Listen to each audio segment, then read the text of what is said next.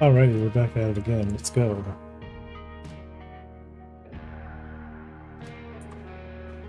Today we had to actually finish getting the warp drive enabled. We need a warp button. I think in Star Citizen it's B for warp. Not sure what it is in other games.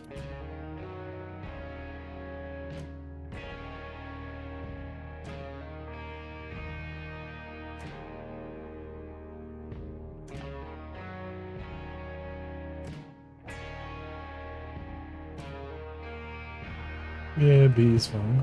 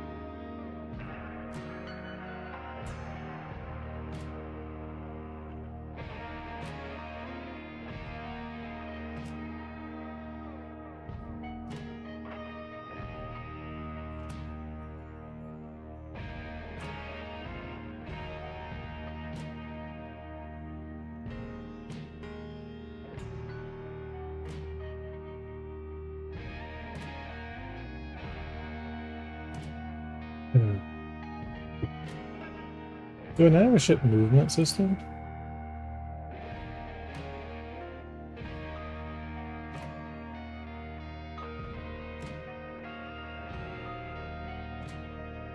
No, the thrusters are.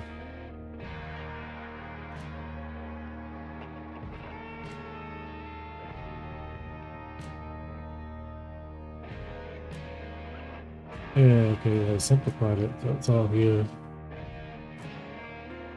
Let me know if the YouTube is working, guys, if you're watching on YouTube. Yeah, because we want to refactor all of this.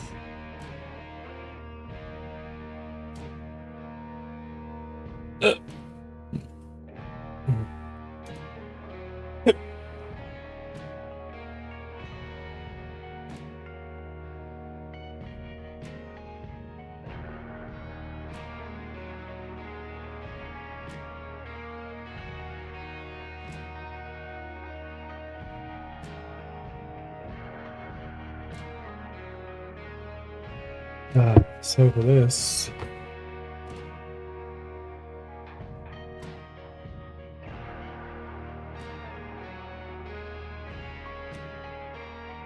how was your iced coffee? It was great. No, it turned out perfect.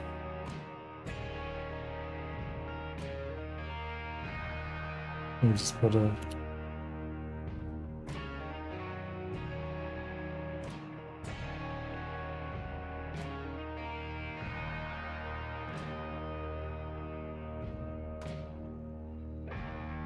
No, that works.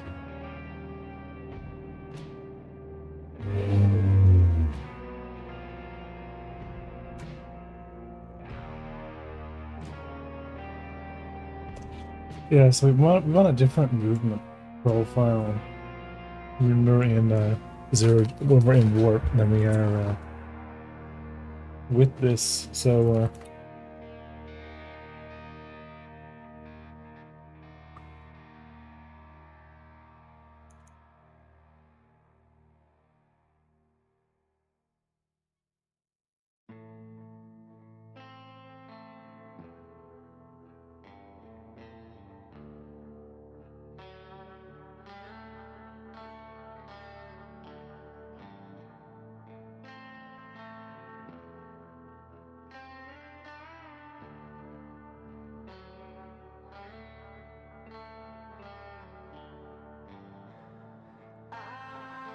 no.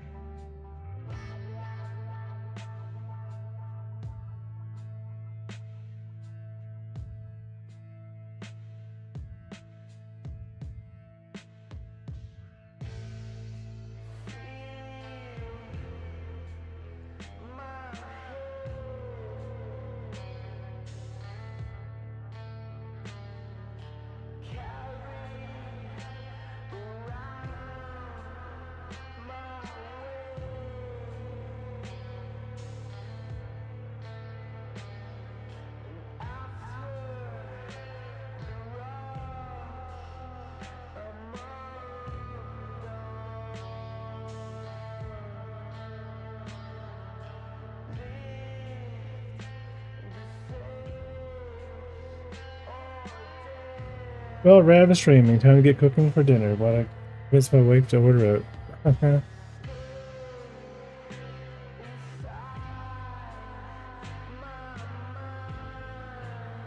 Yeah.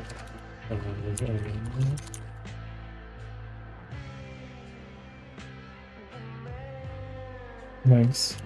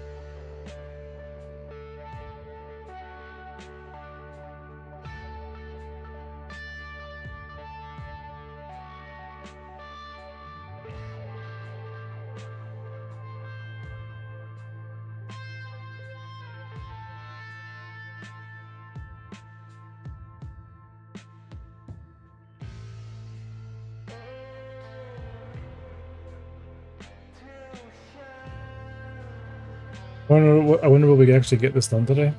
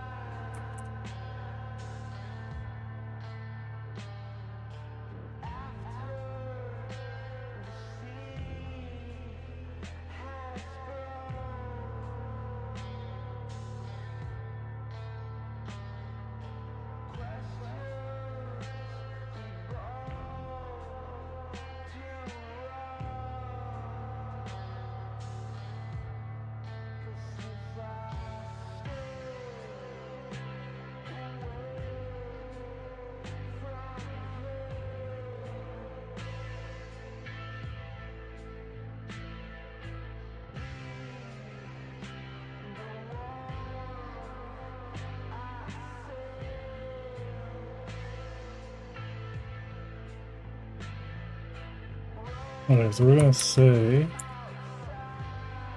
that we need to be going greater than 150 forward.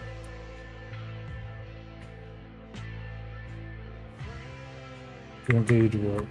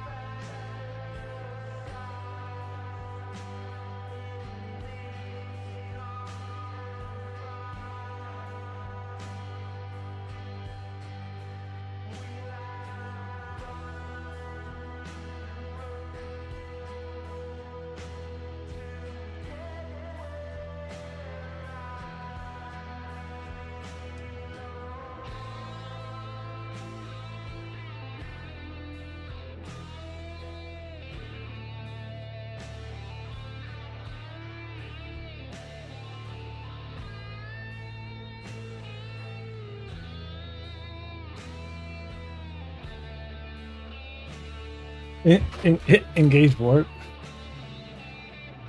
Yeah.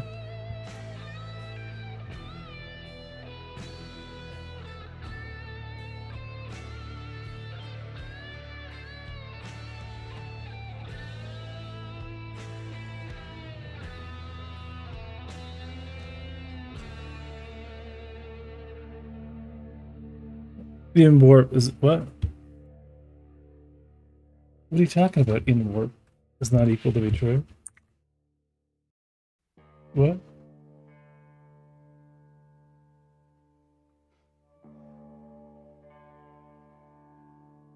Mm-hmm.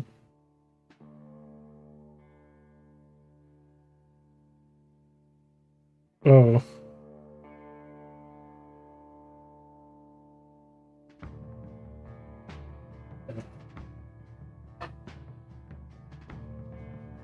The code behind things people think is so difficult.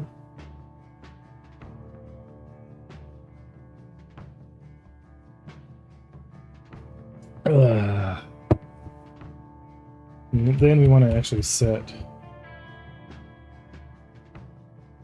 our warp speed.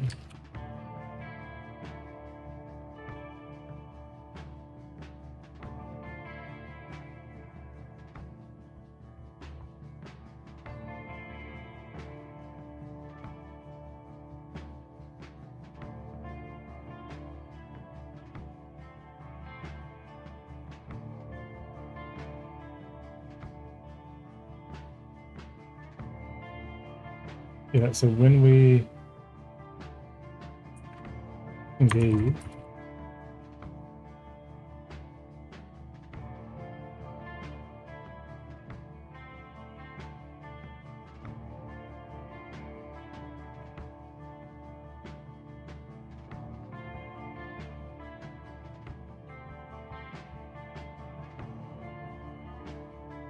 how do you just jump? Just jump through here.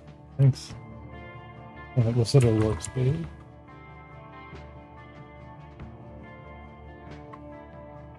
We are forward velocity.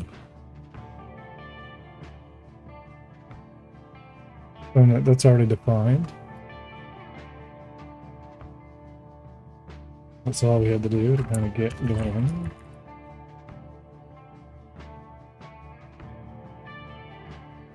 Do this another. And then we shouldn't have you moving by warp speed only.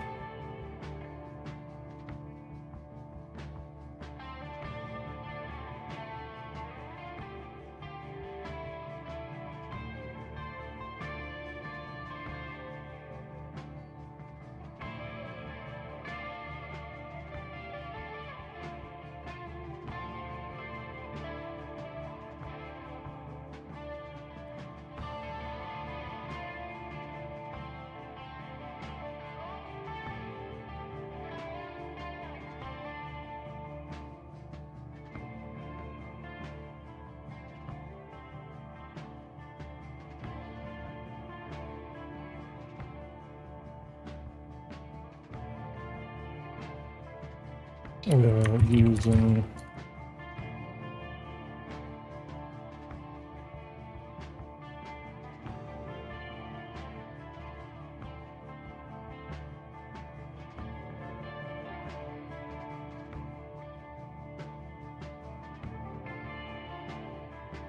the over airflow delta.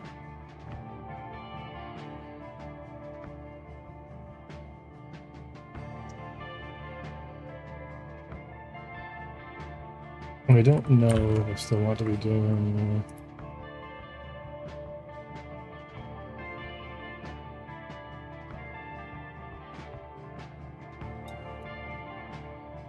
Yeah, we can use. We can move position.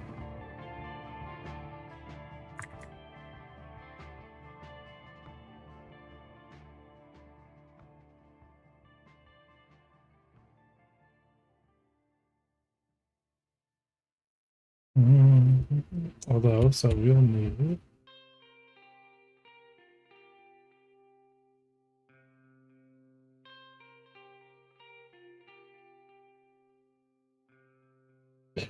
We need a delta pass.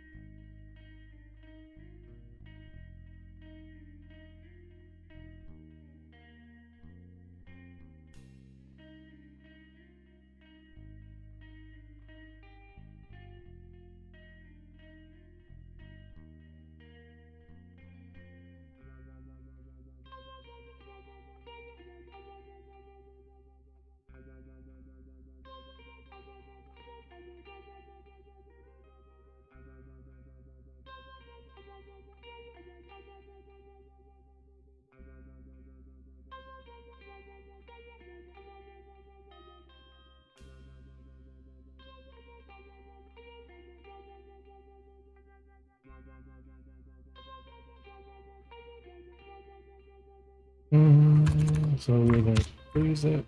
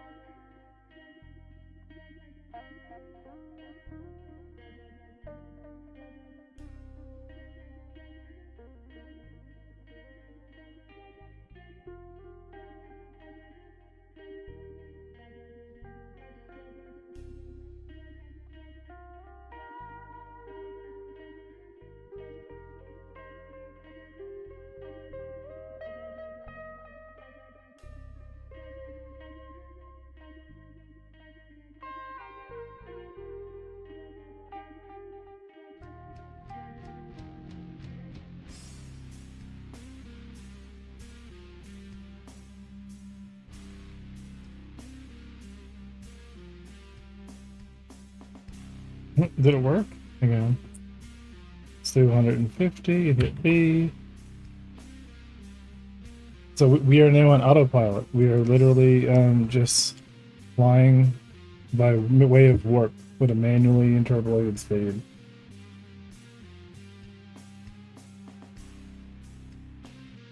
Okay, so let's do... Yeah, let's start cleaning up things. Let's put a class on the warp bubble. Maybe we might not need it. Depends on how the animation of the warp bubble is going to be. Maybe we will. Yeah, no, let's do that.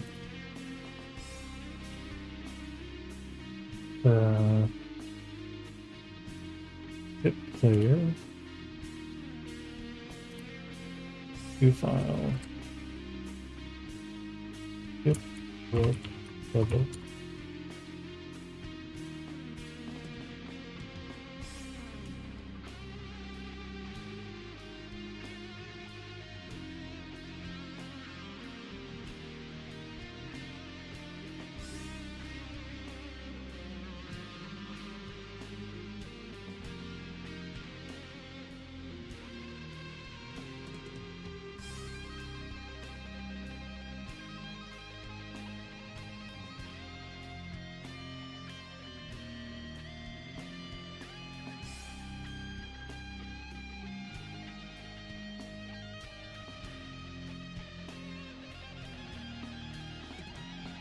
Mm-hmm.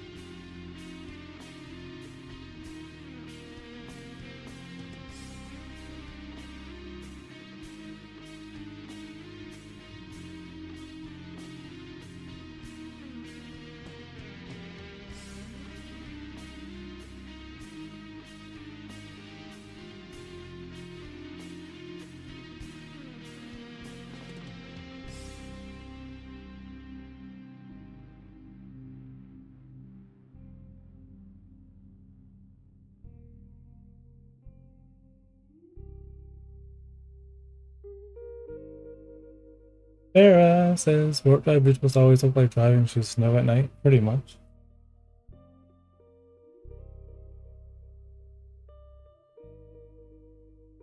Yeah, this is going to be like big broken systems.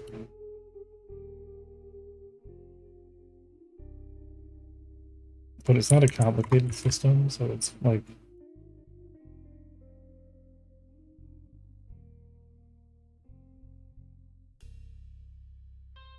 Because the idea is when we're in warp, there's only a speed forward, that's it, which is manually set on process. And then your cursor control becomes a deviation. And you can't control the ship's physics system in warp anyway.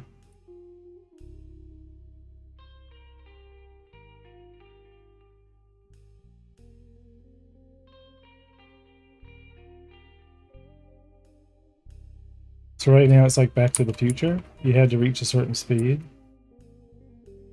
And after we reach that speed, you can just hit B. And it's not fine, thanks.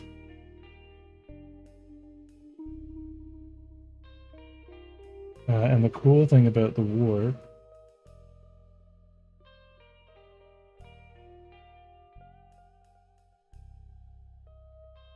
Warp parameters. Warp bubble.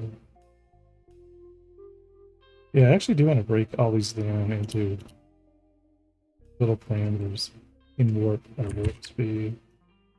Because I do have a bunch of shader parameters defined for the warp of how we might actually get it up and running again.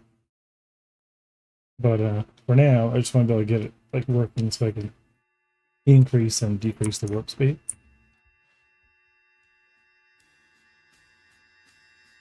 And get the effect working. And then we'll start, we'll rewrite, I'll rewrite everything, you know, over the weekend, maybe Sunday night or something.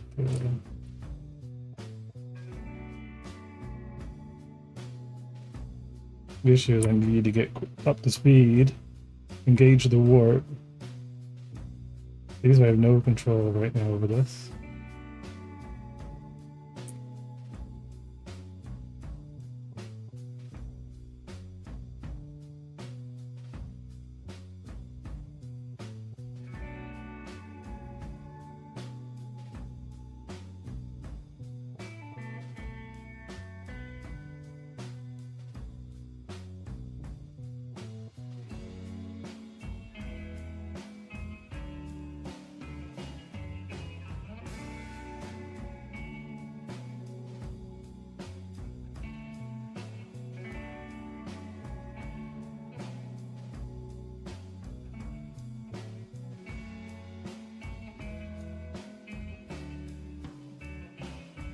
Oh yeah, right. So, if we were working, we actually do want to.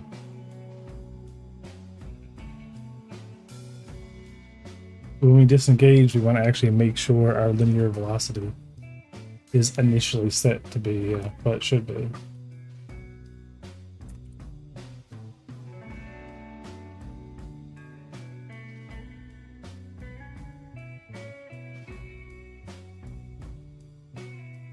Right, so it should be global basis. Z and minus global basis, that's Z times warp speed. So this should bring us back to whatever our warp speed was when we come out. It'll kick the physics system back in, set the linear velocity, and then it should gracefully then slow down.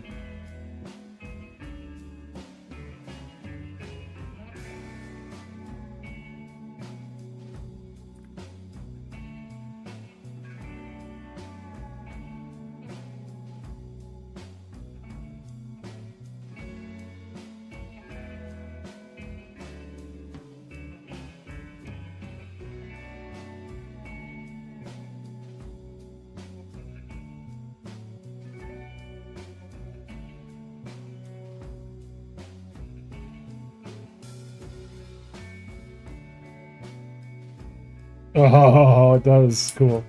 So it just kind of like hits max friction.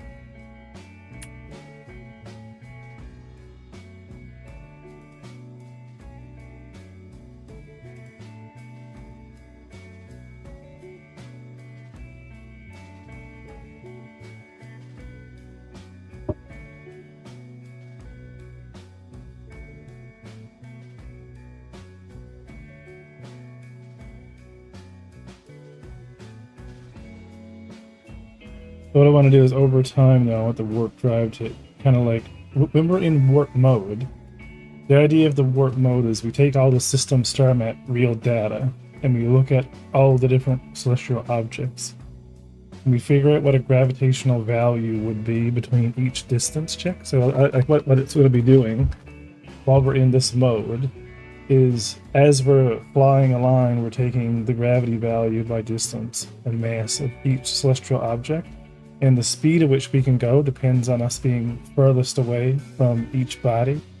So you literally have to, like, you'll be able to control it, but the faster we go, the less we're able to deviate, and the more gravity, like, as we start getting close to, like, planets and stuff like that, we'll start dynamically slowing down. And if it's too much mass and we're too mass locked, like, towards another entity, then, it'll pop a set of warp. So, but just from a debugging perspective, just getting to a point where I can start ramping up warp speed, and because I should be able to check this out. I can now go here. So while we're in warp here, I'm gonna bring this over. Go to remote. Right, go into our ship.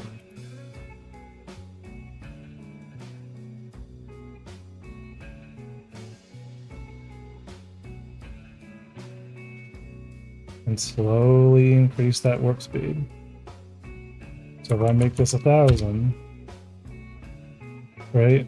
If I make it 10,000, it's still perfectly stable. So I'm literally warping it like 10,000 right now. Oh, look at that speed come down from 10,000. Holy shit. Okay, hang on. So watch this.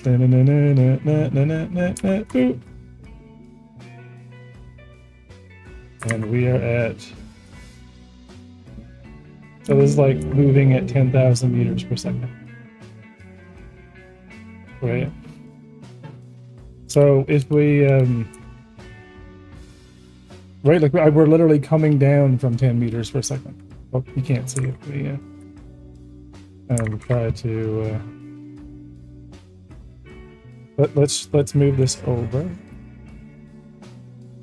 And what we're going to do is we're going to change the warp speed to 50,000 meters per second.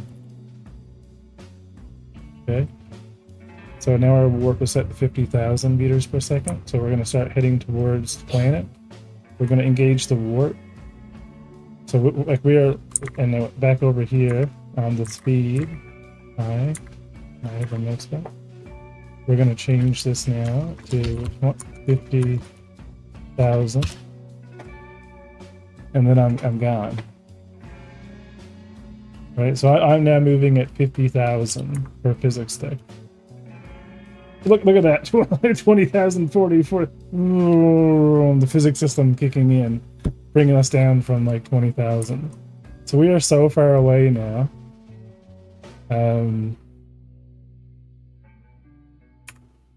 Oh my god, our map won't even show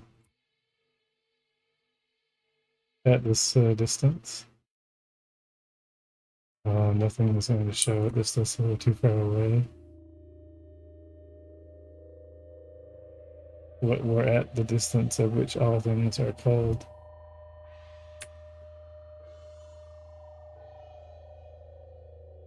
I wonder why map mode is actually not working.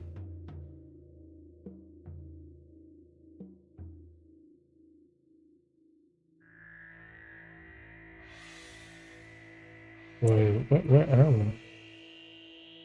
23,000. We are literally lost right now.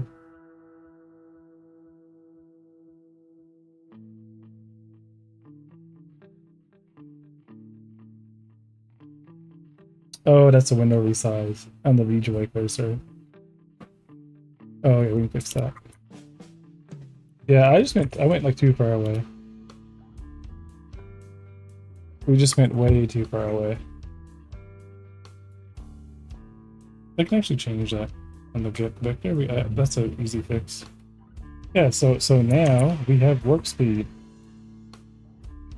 So I need to get controllable warp, and then we had to start building up all the warp mechanics, which is like the mass of all the celestial objects being taken into consideration, and creating what I call like warp fields, which would be gravitational interpolations between each of the celestial objects in the star system, which is going to be interesting because they can move ultimately. Like ultimately, all these objects will be rotating and moving around.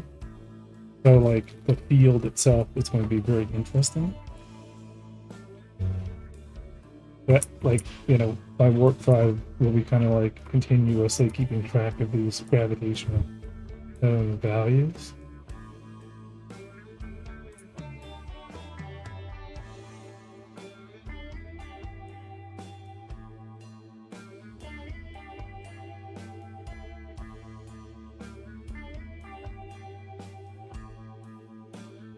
But now it's at least a lot easier to get around.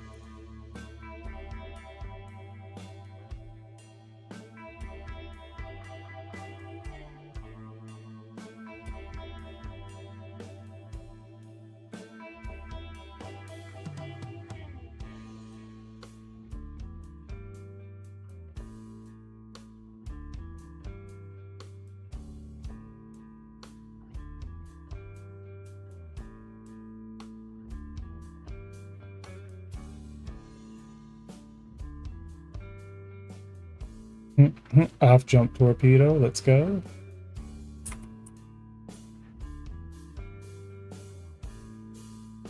What was this? Over here?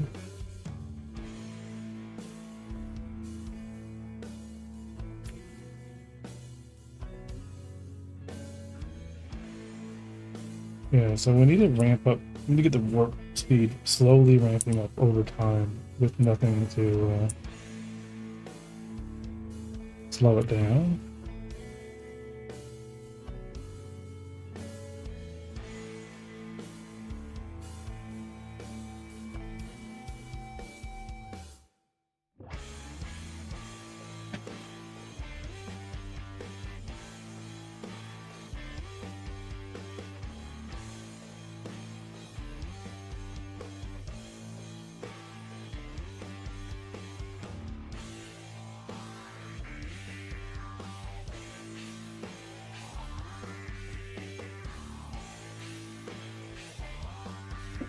I'll be right back. I'm gonna go use the washroom.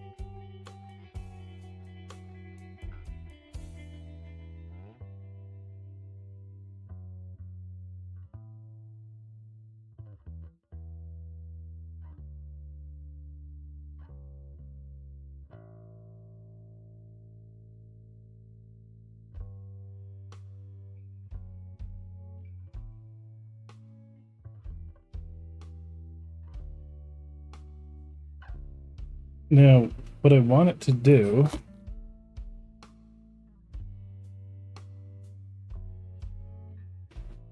so we're gonna slowly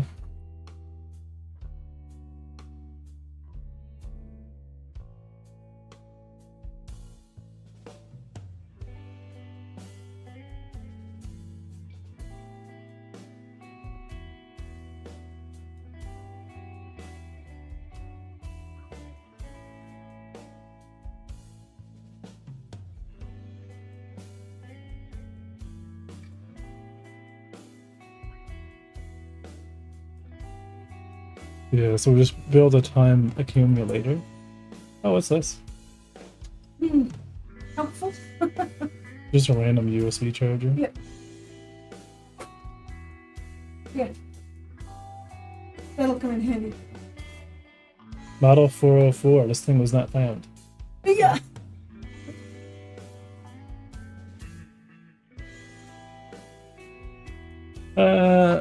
As we could.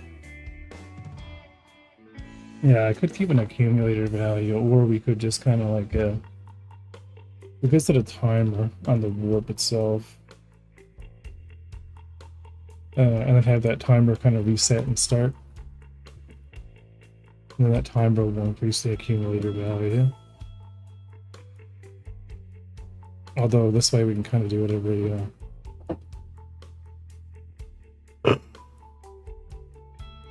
oh, keep it every frame. Then we're keeping track of it versus some type of event system. We'll do an accumulator as a custom timer on the warp shield, the warp bubble. I feel like this needs to be like a warp system.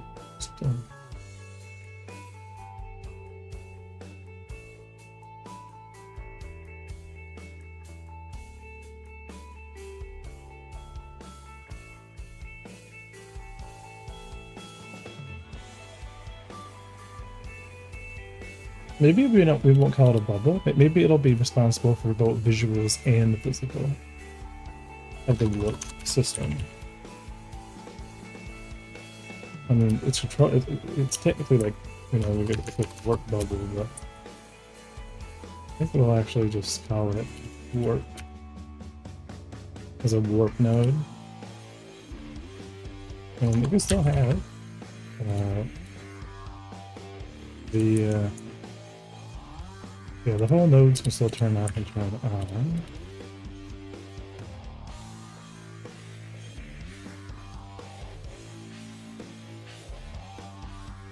But I think it'll be a whole, like, this will be the system that does all the, will kind of take over the responsibility.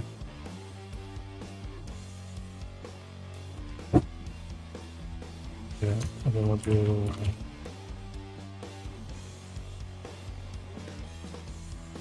it'll still be needed to re-reference on the player ship, but these properties.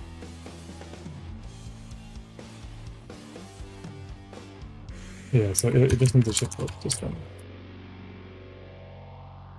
And we'll kind of do this exactly like we did with the other nodes, by making them public.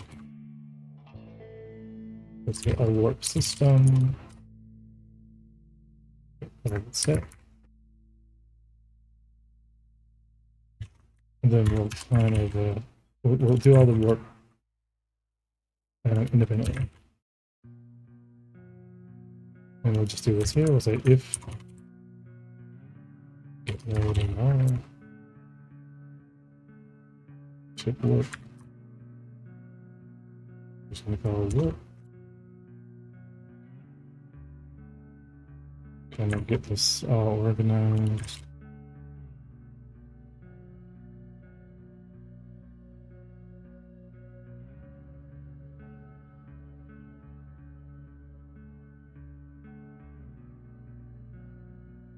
And we'll just have to do a little bit of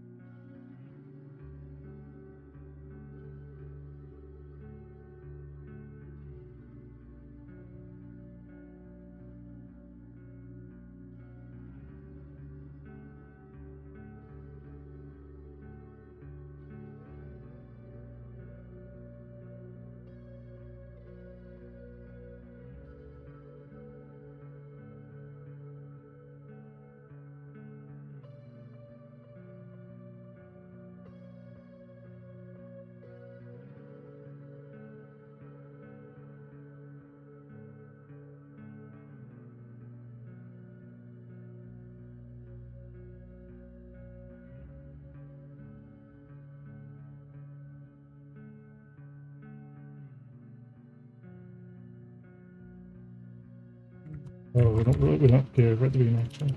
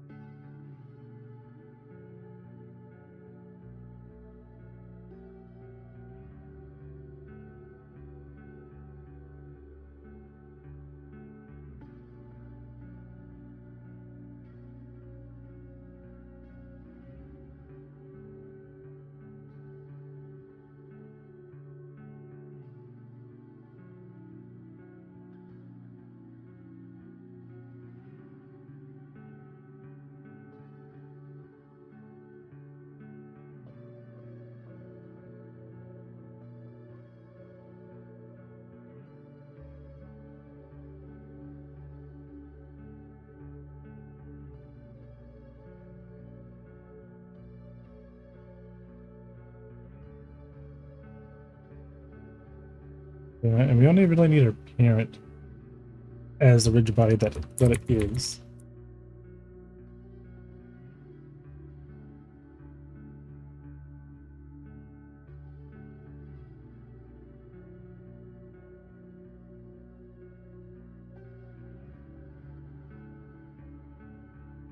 So we'll grab our actual big ship class.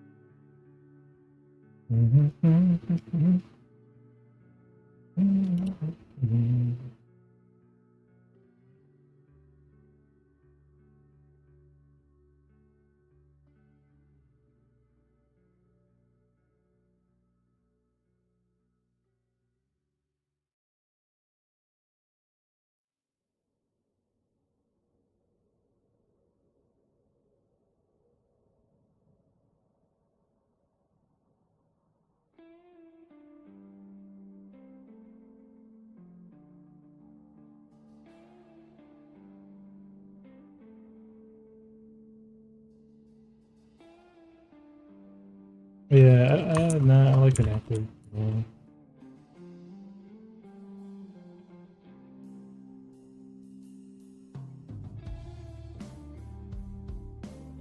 In work. We need active like actually in work.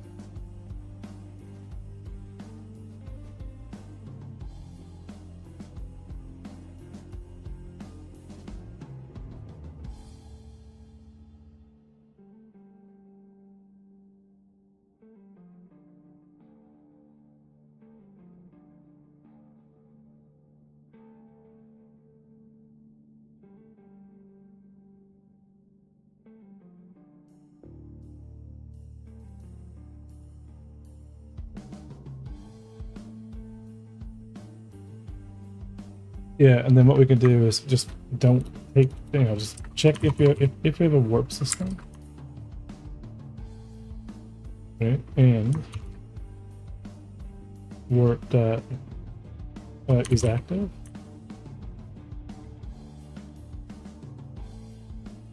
Or warp that in warp. Then we're not doing it, which is not a responsibility. Don't move anymore. Turn that off through the warp system.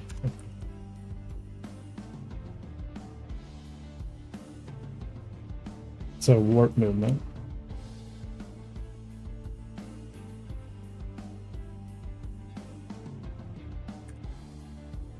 Will be the ship warp's own.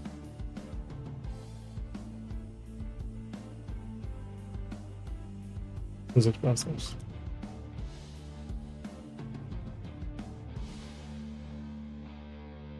Well, technically, warp movement. We'll just call it.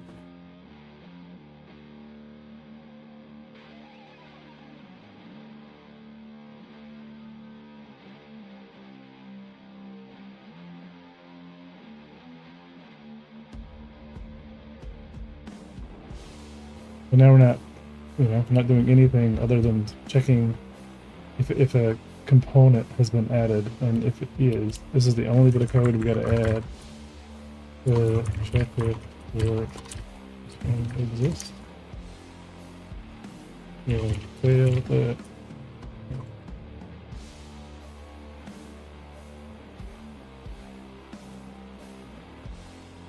So we just got 2 more lines of code other than defining our warp system, making sure that it's safe.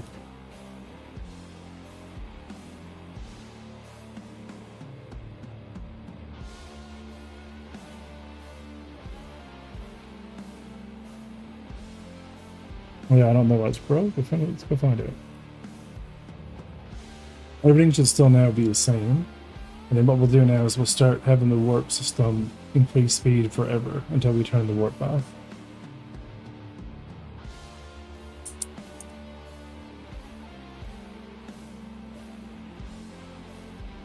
Because ideally what'll happen is when we turn the warp off, it'll decrease. Like we're not allowed to immediately be ejected.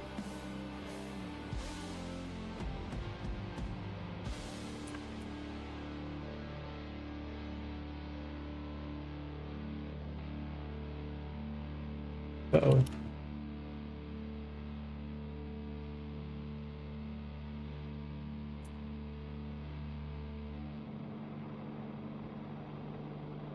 Okay, so something is not defined.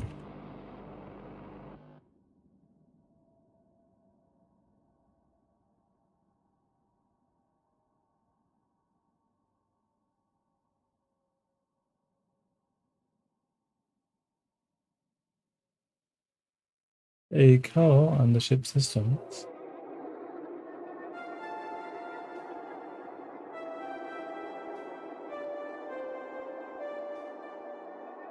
Maybe because it's not visible. Maybe we should actually keep it visible. And let's go and grab for our effects. These are all private.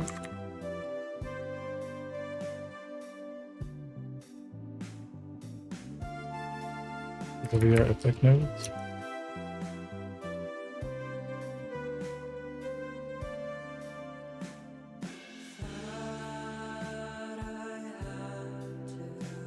Our warp lines.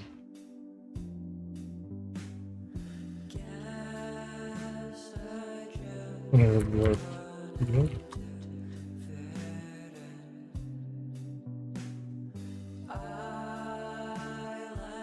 And then I think I need to leave it active. And then we'll turn them on.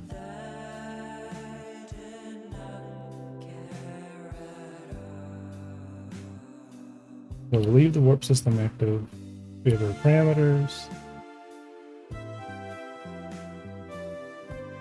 is all good. And then our warp lines. And our warp field. And then off on the inside by default.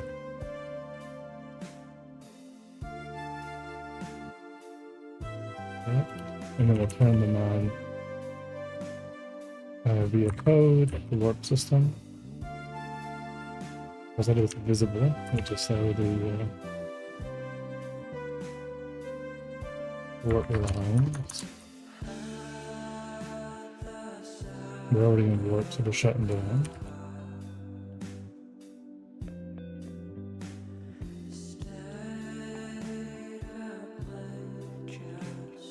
Turning ourselves off so that we can be free.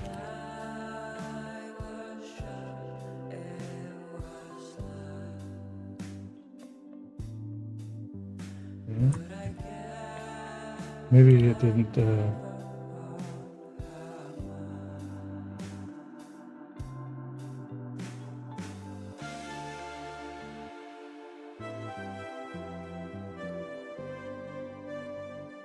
And we're only really going to be. What if we're only doing this? If we're active.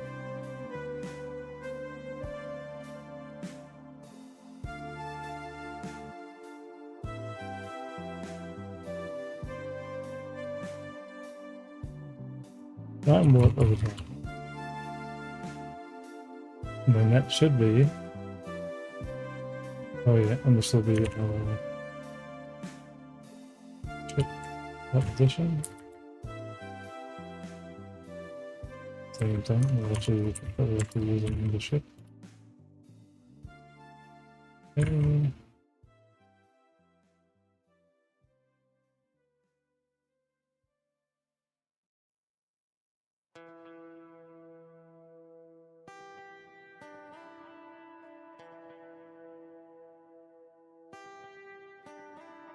This should be engaging.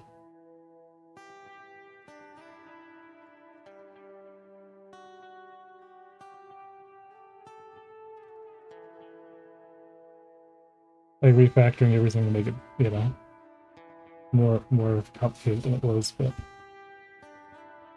easy to deal with.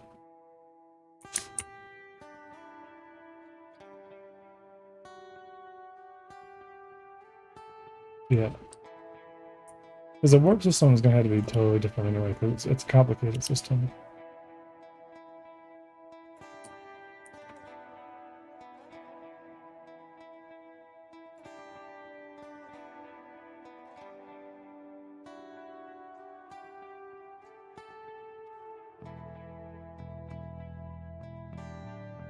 Cool. So we want to. So this is now working. We're able to increase our speed. Turn on the warp. Our linear velocity becomes our regular velocity, and then this will keep increasing. So now we're going to start our timer, which will start ticking every 15 seconds. And all it's going to do right now is just say the warp speed. It's just going to add another 100 meters per second to it. So, and technically I want to like interpolate that to a certain degree, like maybe every 15 seconds it doesn't just like, you know, increase every 15 seconds. It does a 5-second ramp up of the speed, so it doesn't, you know, like jump so frequently. But this is just kind of get things moving.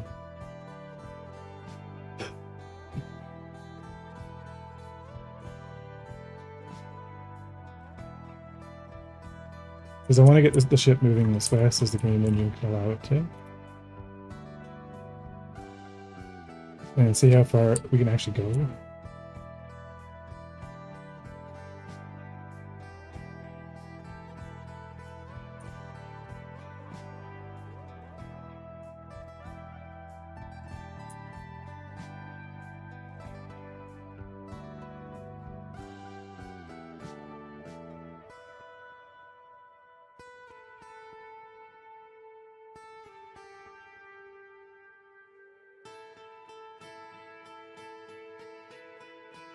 So every 15 seconds that we're in quantum, we're in our warp right now, we're increasing and increasing and increasing and increasing and increasing.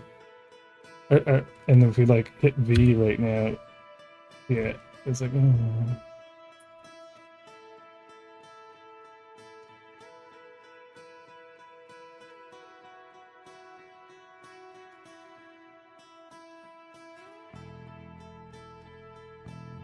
Maybe let's do every. Let's do every.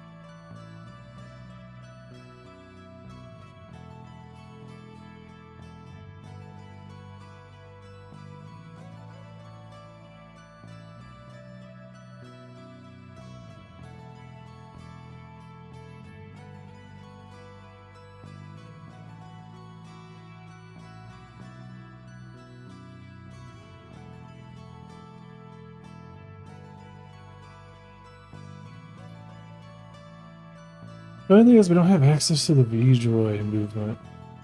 Warp effect is lovely. Thanks. Because we don't have our V-Joy cursor.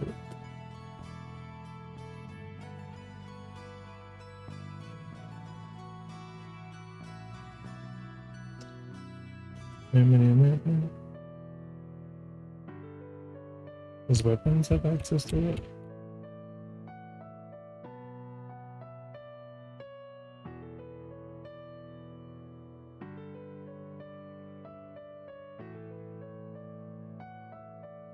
No, they're just firing.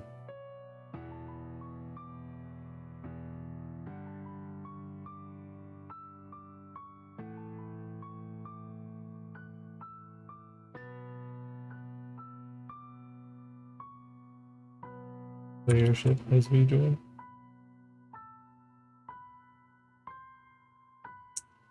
Just not publicly accessible.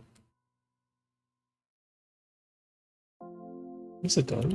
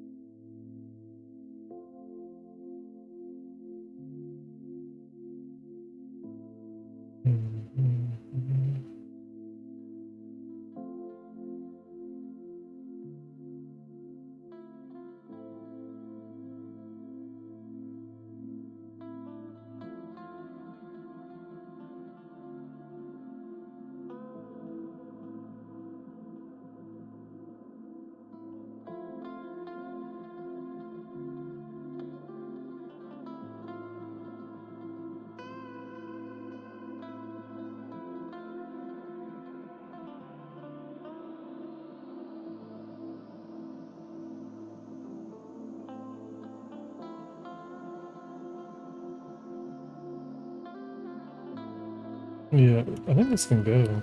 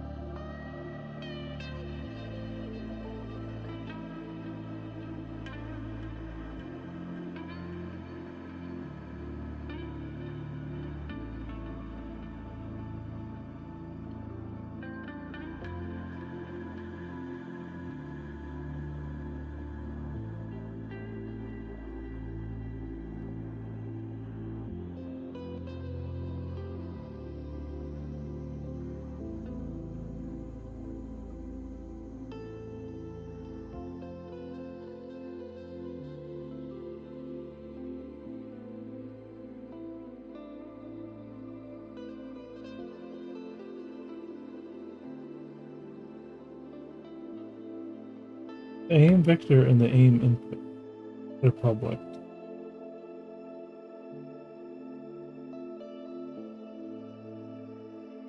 Grabbing the aim input.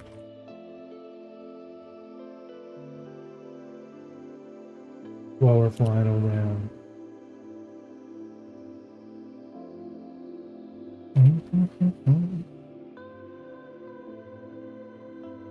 I should turn my lights back on. Yeah, that, 1 second.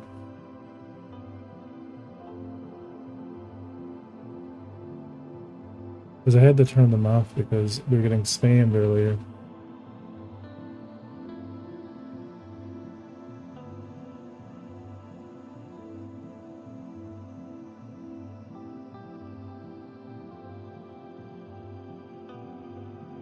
Alrighty.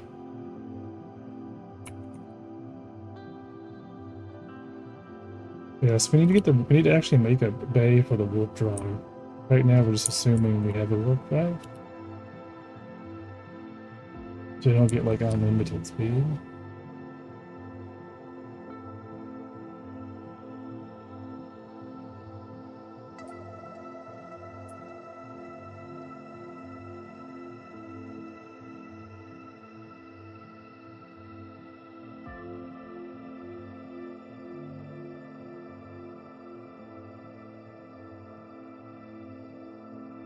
Okay, so the rejoy does work.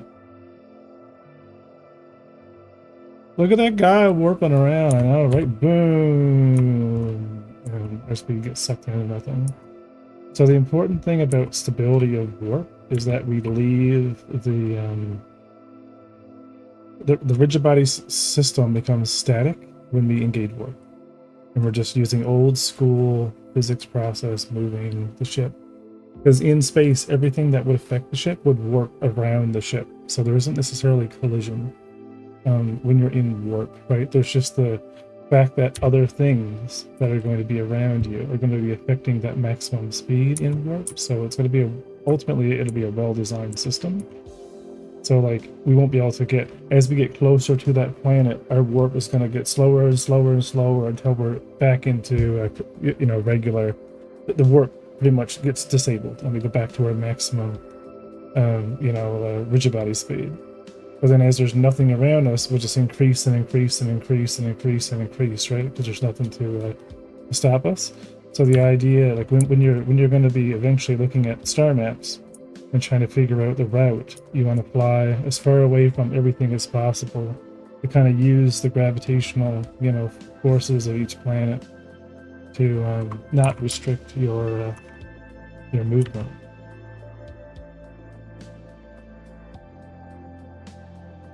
How's it going, Pixius?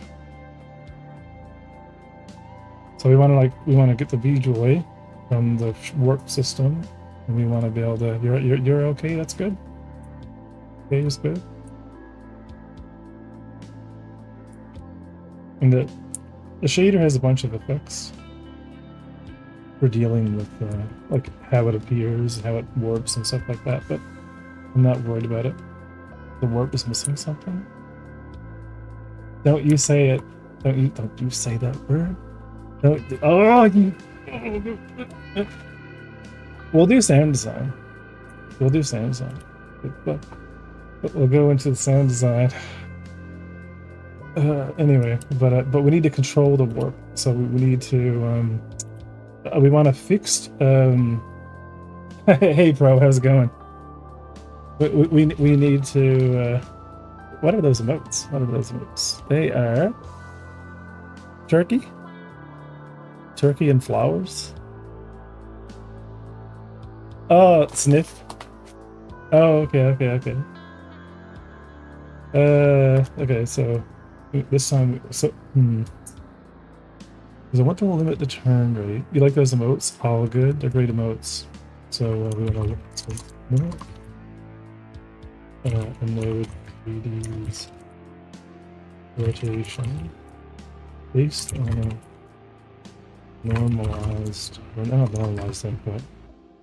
What are you making? So this is a game called Unforgiven Space.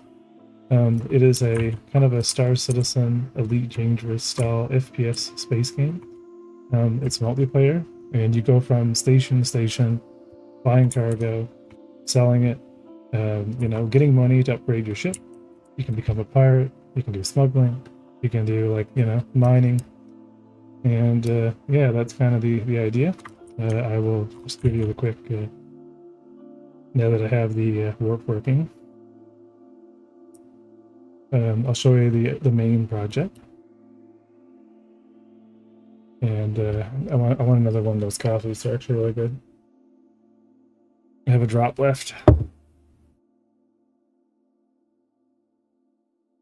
So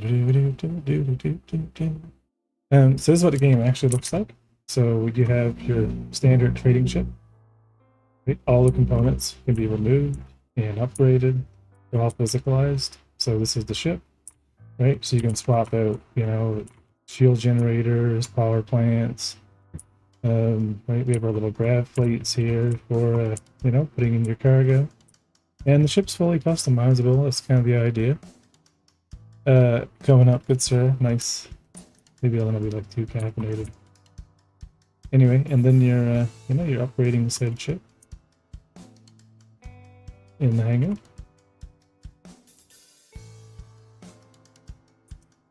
And yeah, you can kind of rent a little room, kind of stay in at each of the outposts.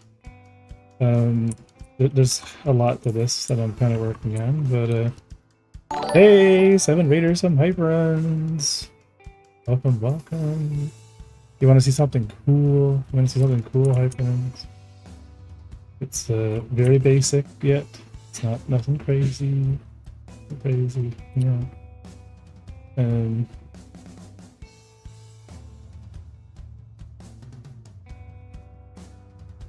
Let me give Hyperins a shout out.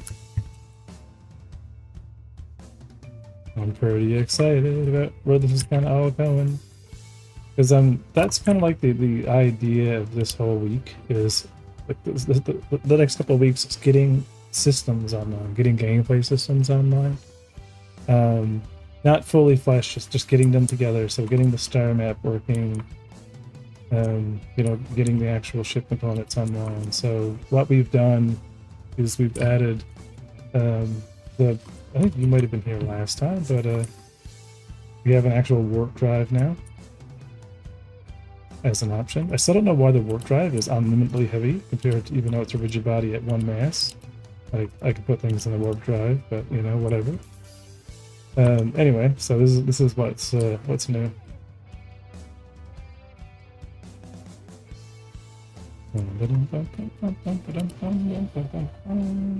Oh, here actually, before we do that, hang on, we might as well do it right. Always do it right, because then you don't have to do it again. What? Might as well do it right. So ignore the positioning of that.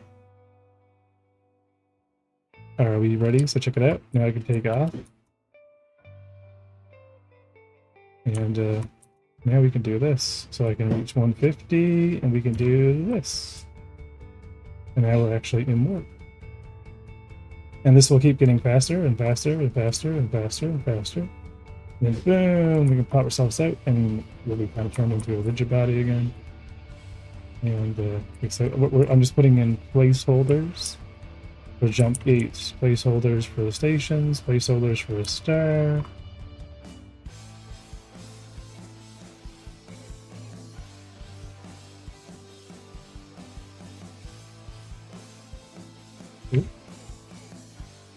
But anyway, that's the next thing that we want to kind of get working.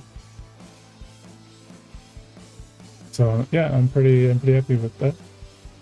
Because now we have like another way to kind of really get the so that's like the idea, right? You can customize every aspect of the ship. You can take off the power plant, put it back on, slowly upgrade everything. Maybe we have missiles. Missiles are always good. Yeah, so I need to make room for the Yeah, so like our input sensitivity is, oh no, I didn't want to get stolen by the. Oop. Oh, it's probably off. Oh yeah, thanks. But yeah, like I had issues getting over to station 2, and I want it to just kind of speed up, and then we'll just head off to station 2. I also want to be able to just jump out of the seat and kind of walk around and mess around while we're, you know, like not moving. But if I hit Y, the ship will just stop. So, or maybe not. We will just get ejected. Yay! Oh, what's going over now?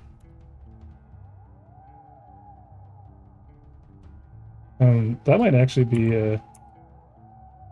oh man, that'd be actually a cool one. Actually, if I have a ship screen, like make a thing that kind of tells our ship to come and get us, like you know, stress beacon, please return ship to us, and the ship will just kind of set a target to be us as a you know a rigid body target, and it'll just kind of head over towards us.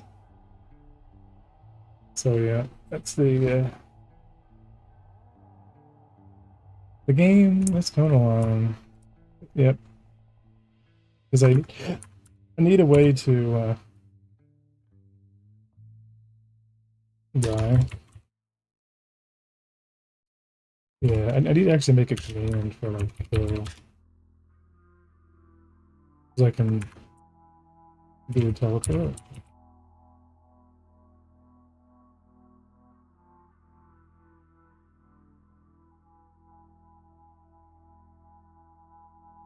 What? What? I totally.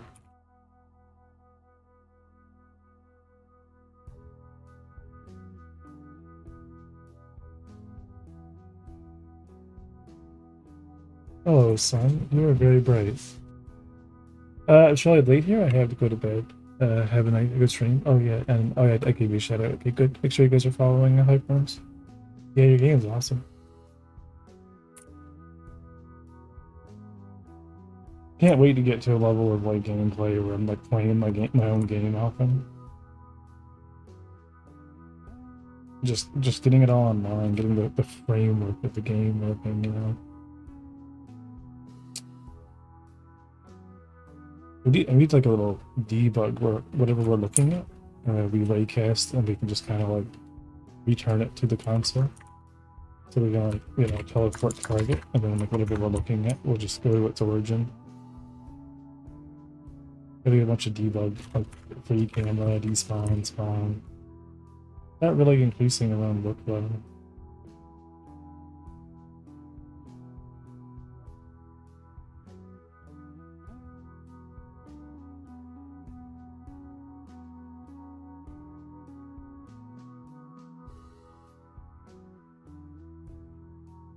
Fix to max. Maybe. Okay.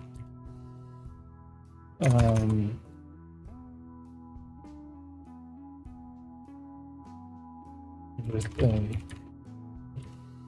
two input. Let's say we want to control. Right, because we want to change it to like maximum turn degrees. It's maximum rate in degrees per second. Because we want to create this maximum turn potential that will increase over time. Oh my god, this code's so bad, but yeah, it's transformed by limited rotation but a global transform origin. We're not doing torque, so it's kind of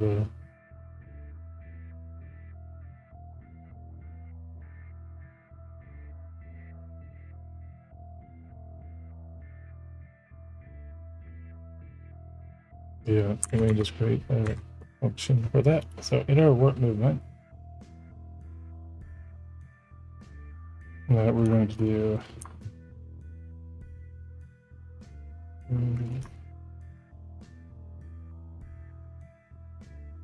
warp maneuvering.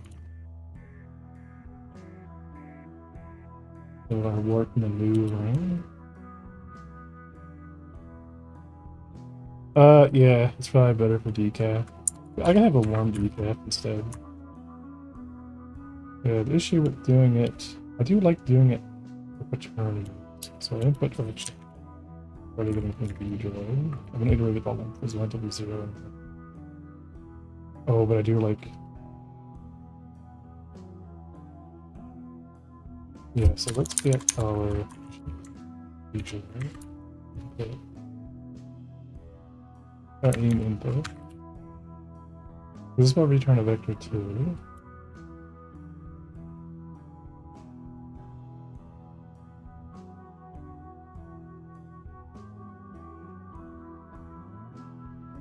That direction is pretty good, actually.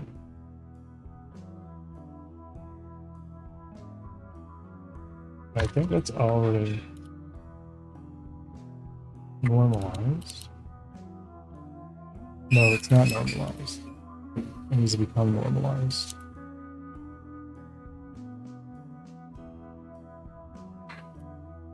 Input appears to just be our global basis, but then our current up will be our global basis y. And this will be when it's pretty desired transform.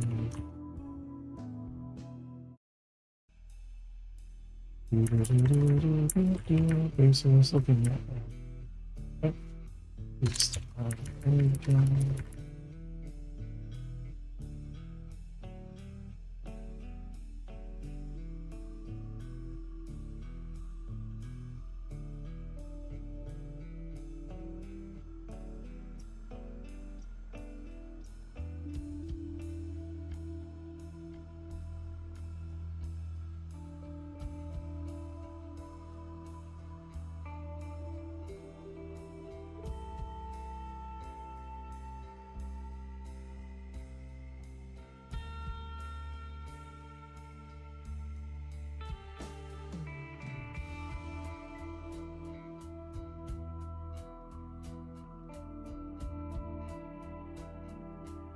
yeah, this is like really good.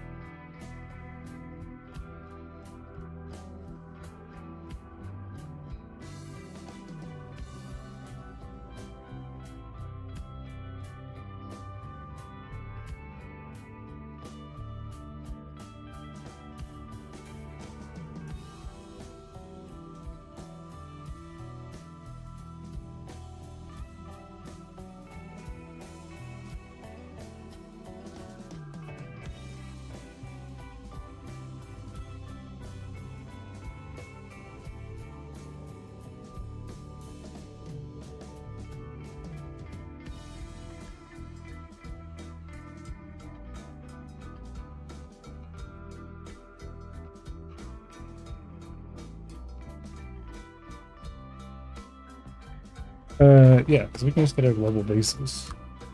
I don't think we need to get our hit rotation determined. And then our desired rotation. Get our rotation determined. And then our max turn degrees.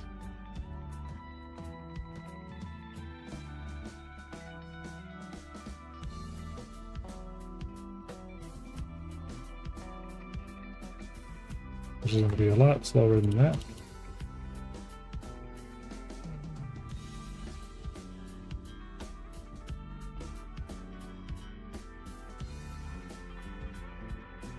I'll say 15 degrees per second. But really 10 degrees per second.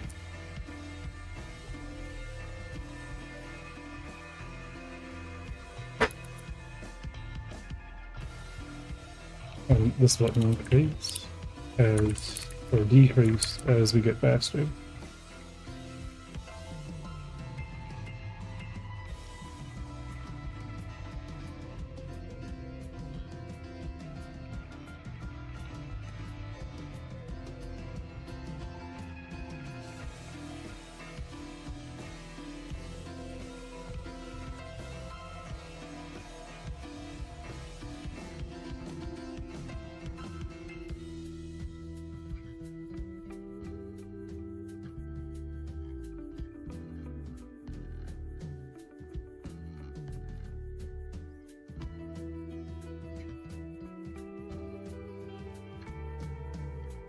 Oh yeah, that's what. Okay, so this is a desired basis instead.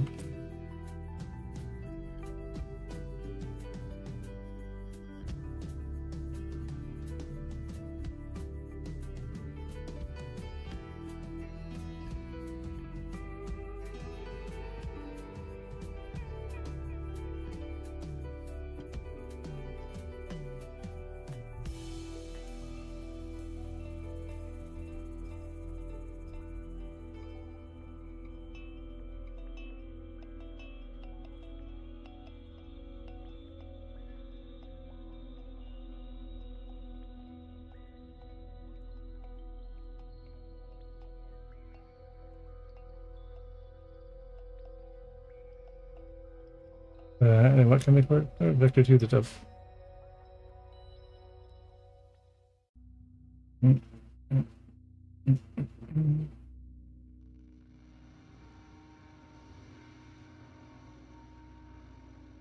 What are the overloads on our basis?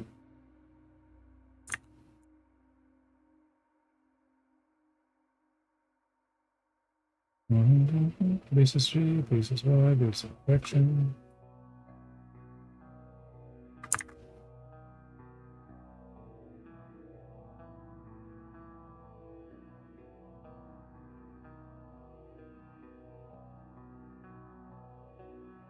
Row 0, row 1 of our matrix. Our identity.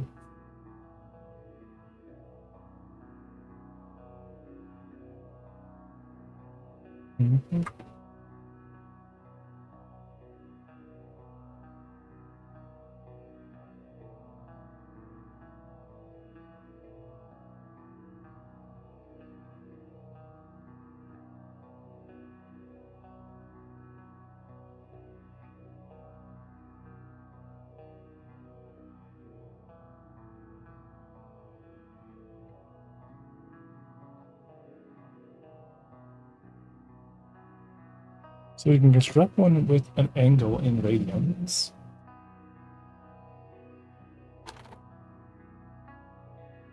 Angle in rotation in radians. Or we can construct one with each row. Or we can do X, Y, Z, X, Y, Z.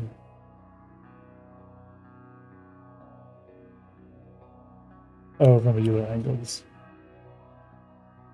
Or from Euler. So we would need to create create a rotation basis that would rotate the current forward to the desired direction. The current up. I don't know if you can do a basis looking at, because looking at is a vector.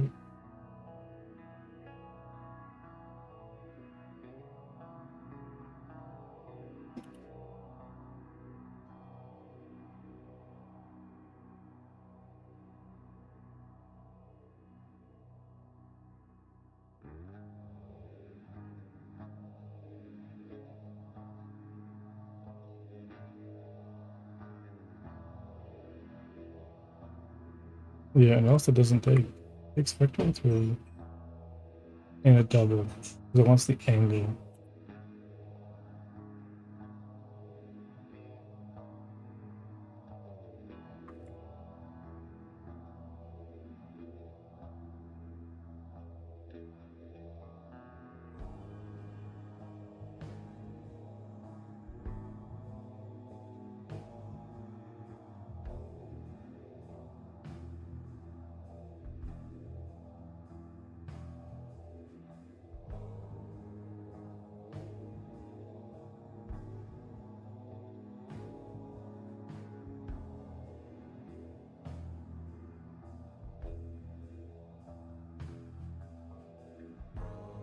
When we're doing a rotation once before, we use the quaternion identity, our own quaternion identity times our rotation quaternion, the inverse of our target's rotation with our own inverse. And then we get a delta between the two quaternions. Get a target rotation angle difference. But I don't think I need Oh, thank you. Is that a decaf? Yes, it is. Awesome. We don't need.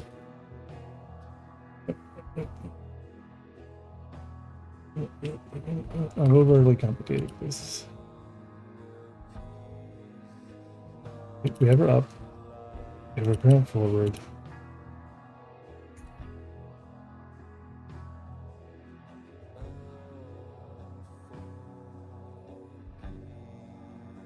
The maximum. Oh, because for per each frame.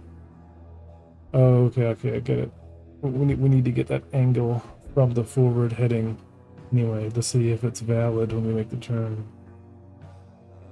Bum, bum, bum, bum, bum.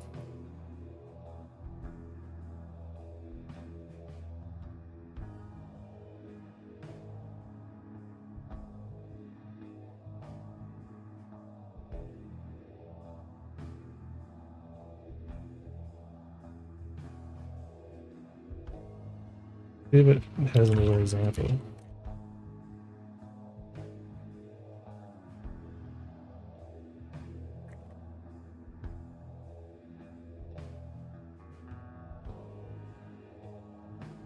Because it wants a double for the angle.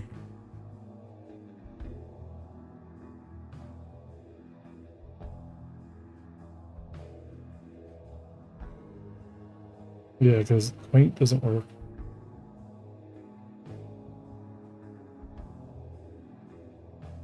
So they're getting the desired basis, the angle difference. So using their current rotation of angle to the desired rotation.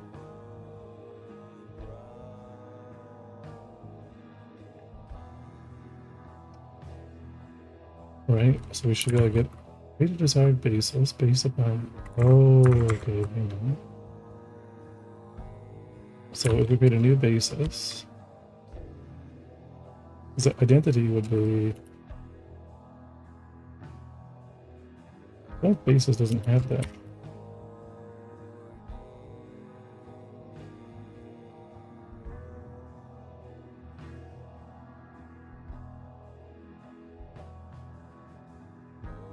No, it does.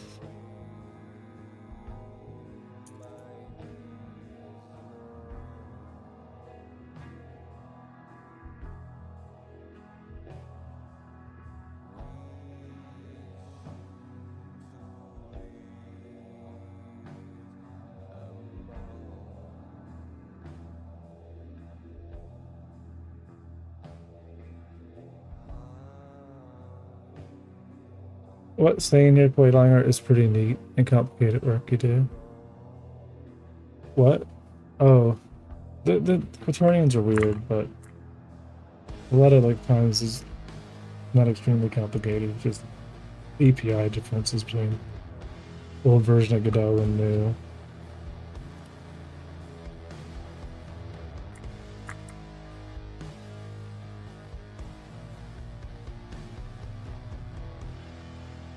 Yeah, it should be like current.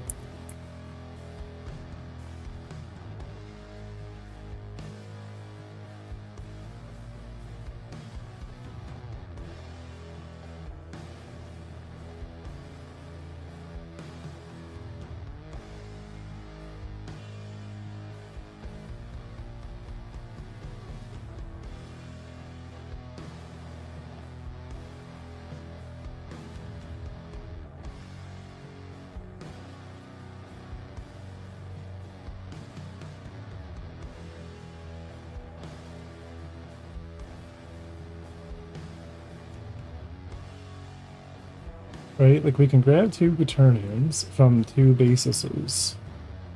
And we can interpolate between them to grab another transform basis. There's a halfway point between them.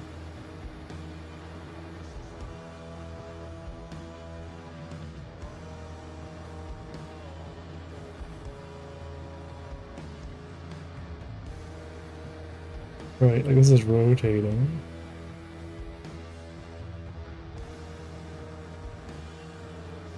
Right, create a transform based on your current transform. Grab our basis identity, set our transform.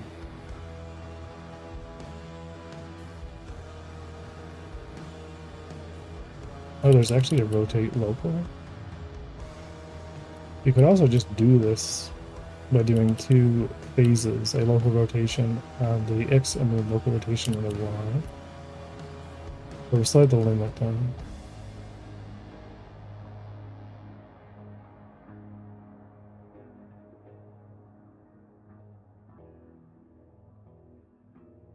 Because spherically, ships can kind of overturn up into the corners faster.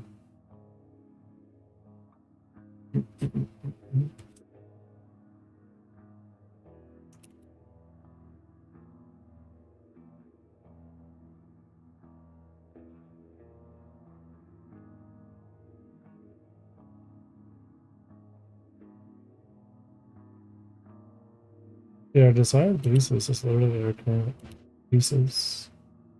Looking at.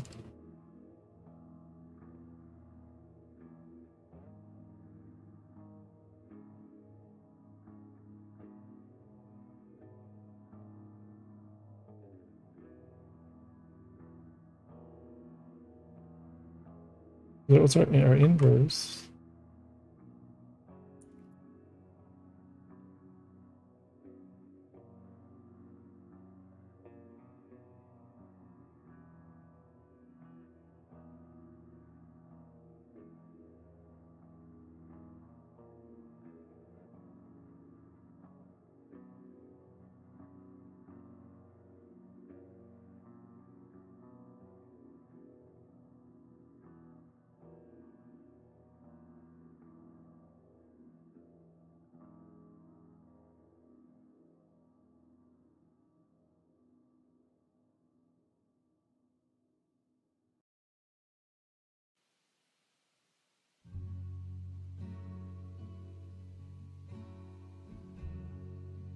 I don't think it's the inverse, but pretty sure that would be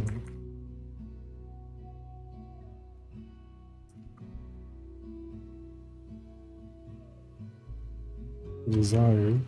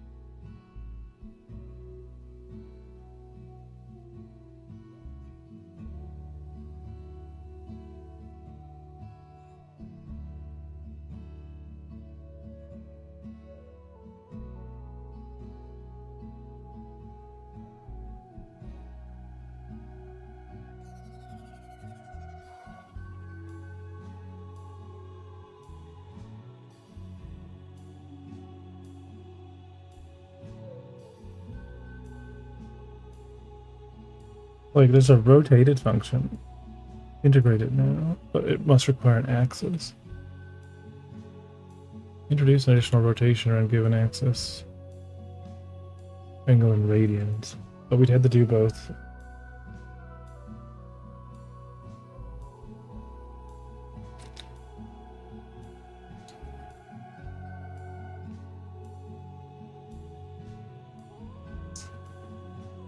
Yeah, those truck simulators that you tune, the actual radio stations, would be pretty legit if US had that, but in space. I want to have something like that, that'd be cool. But I don't know who we would actually get to do the radio stations.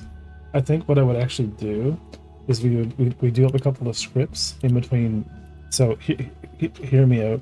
You wouldn't be able to stream it, but we go to Fiverr, right? And we find some voice actors, and we get them to do a bunch of ads, right? Like, you're listening to Truckers FM, blah, blah, blah, blah. And it'll play, like, those, like, in the Unforgiven Space, like, user folder, there'll be, like, an MP3s folder, and you just throw all your own songs in there. You know what I mean? Or it could have, like, an FFmpeg, like, plug-in or some stupid thing where you could, like, just stream anything over FFmpeg or, like, libVLC or something.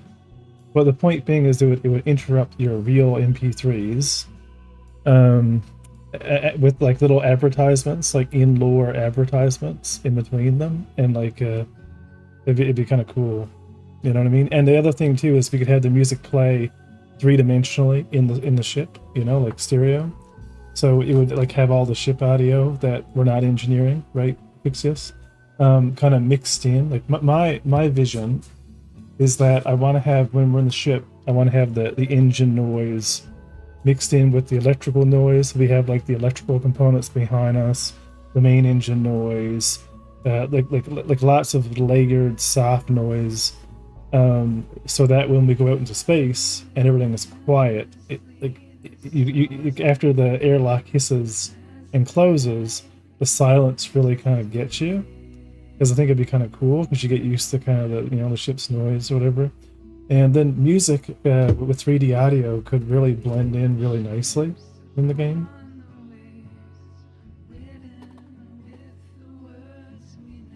So I don't know, like, where on the pipeline of things we would like start swirling into that.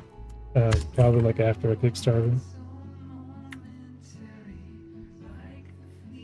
Well, I can't lie, math today. I had this quaternion stuff down when I was working on the ship targeting system tomorrow, and now like I'm just brain dead. I'm like looking at even chat GPT and I'm like, duh, how do I do a transformation matrix? I don't know what I'm doing.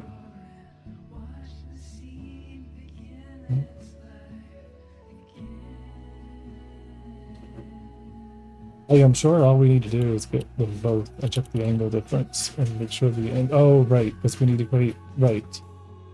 We have to create a rotation matrix that applies, that maxed it, already to check if the difference between them is greater than, yeah, right. Because we haven't moved the ship yet. We need to know what the angle differential is that the ship can move at, and then if it's clamped within, what the maximum is, then on the next delta we move the ship.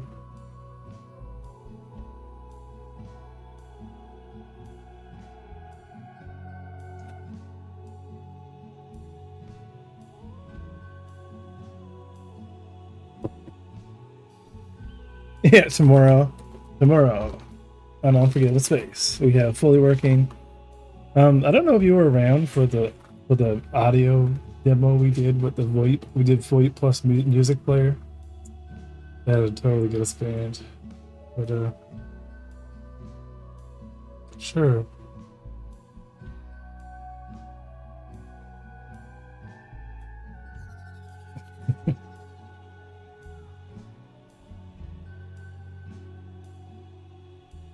I need like another example.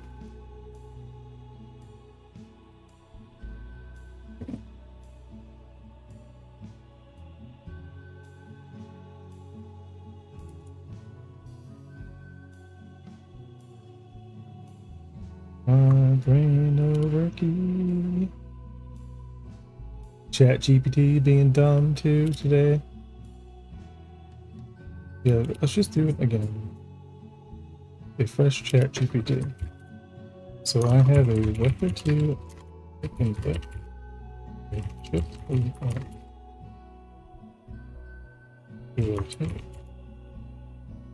Damn that free robot. What robot? You can get out?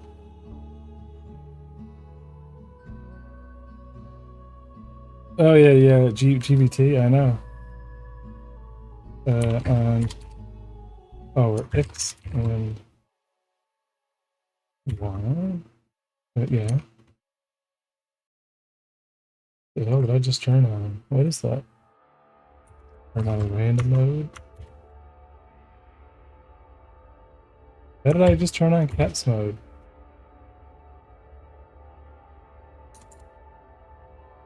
I call it a mode 3D.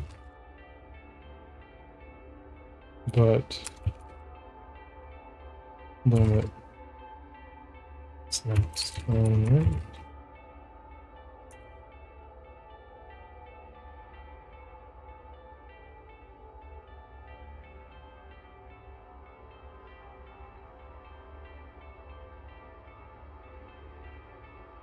Again, so this time we're doing it in vectors using alert.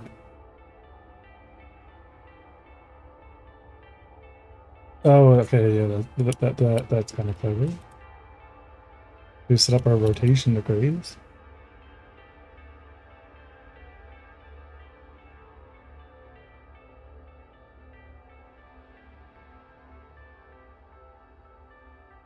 But is it only, or yeah.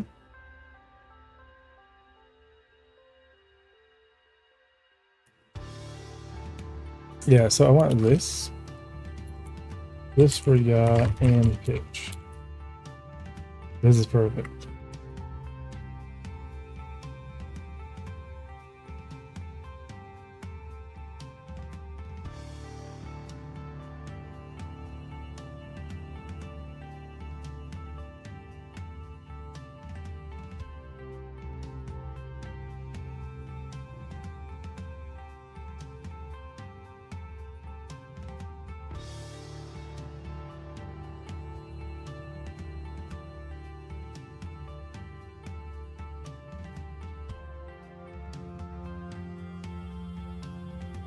Interesting approach.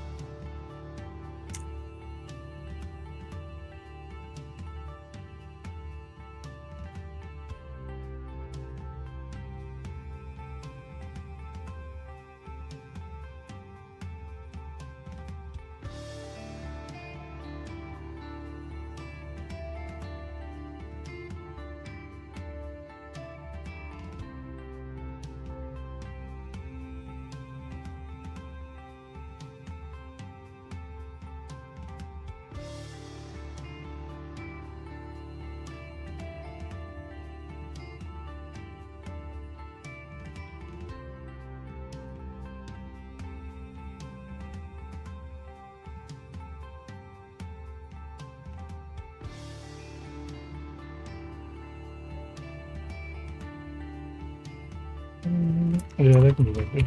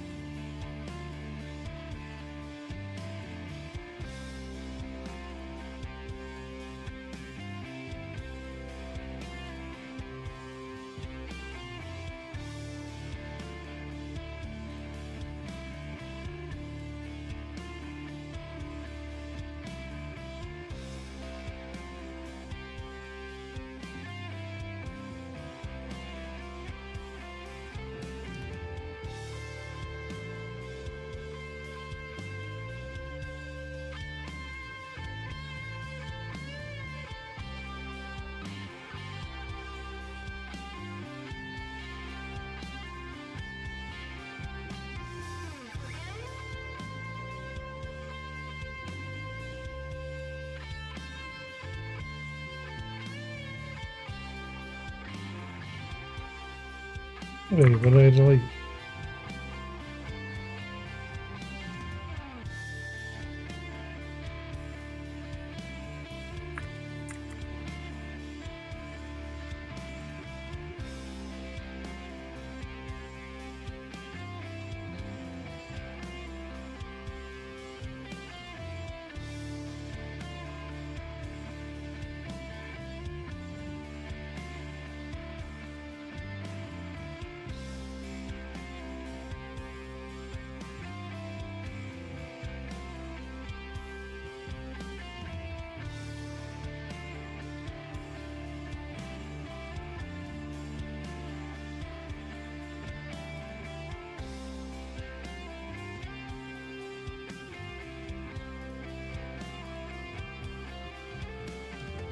No, it doesn't work. I love arguing with robots.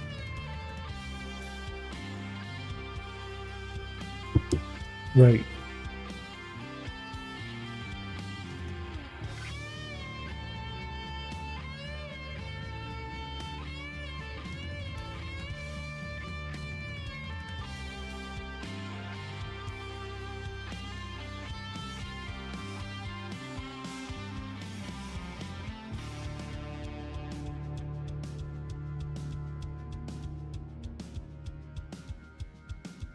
Alright.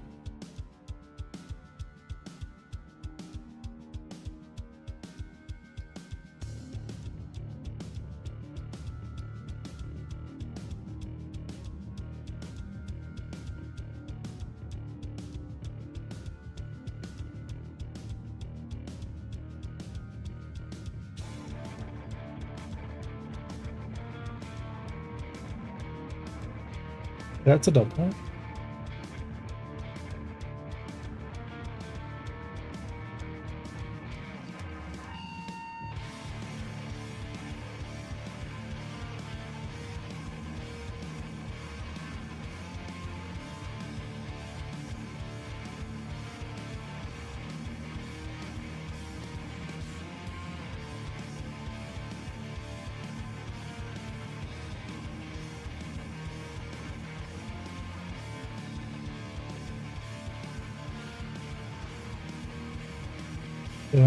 What is both?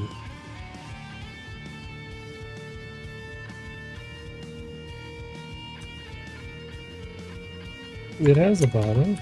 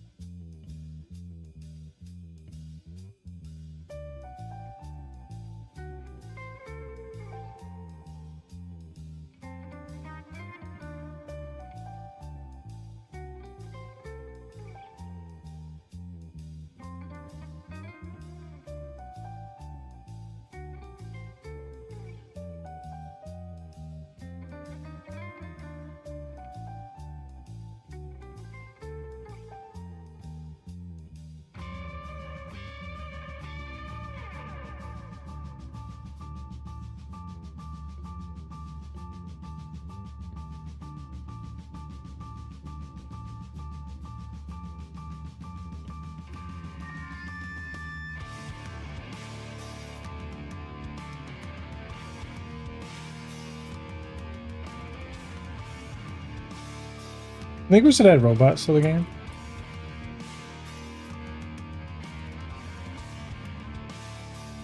I think robots would be cool.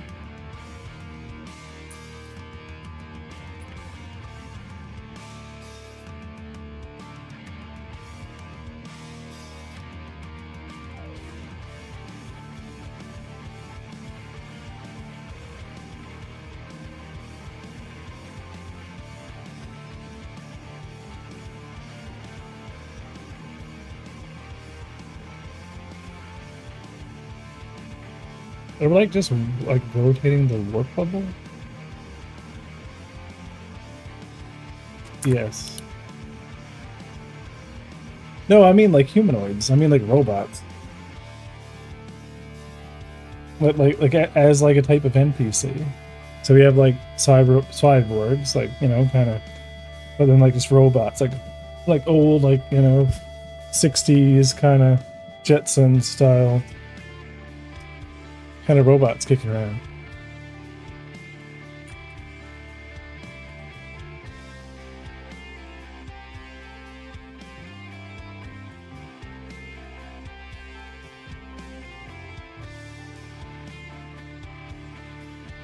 If you feel like programming them, well, they would have the same like humanoid They'd have the same armature as the human. You know what I mean? They would just be like robots. You know what I mean? They could be like super sassy and like sick of human shit, you know? They're all doing these shitty jobs, you know, like worse than what we're doing.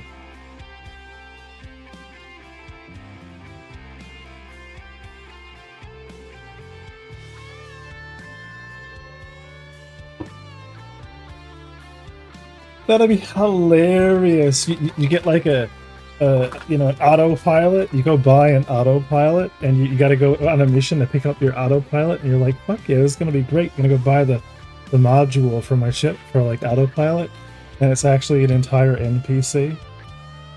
You're like, wait, what? And it just like continuously like it's like the shittiest autopilot, and it's always like just like snapping at you. Exactly, and you'd be like, eventually you just space him.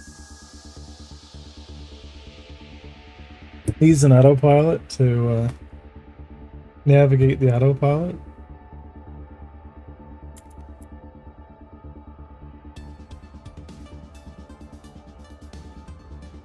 And it's just fucking, let's just do it manually. Don't do this.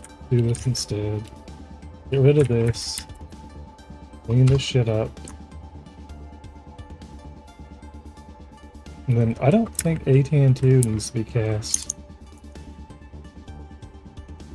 I also don't think this needs to be cast either. Oh, so the order of operations. Math out ATN2 times 100 over. Math that by. Bed mass.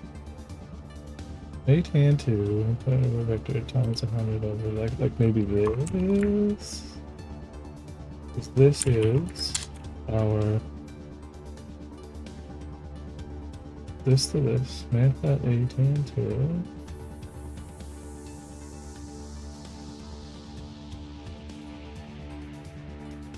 Times 180 over pi.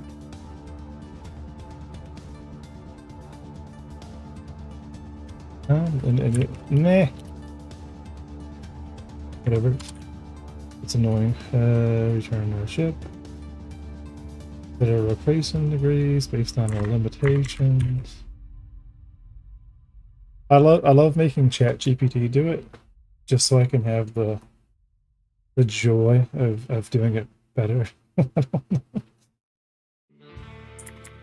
I just love when it does it wrong, and then solving its problem for me. It's like, instead of just doing it yourself first time, like you ask the robot and then you argue with the robot for 20 minutes. Right? Just for your own satisfaction. You know what I mean? Just to be like, fuck you. That's where we are. Okay, so this is actually backwards.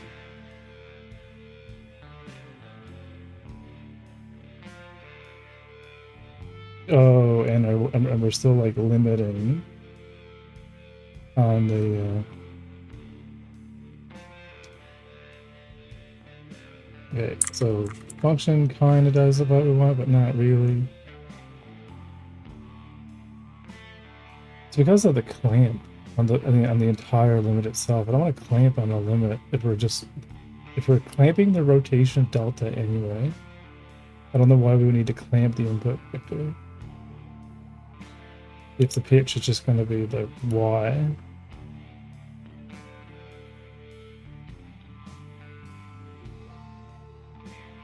It's like, it doesn't need to be limited if we're already limited.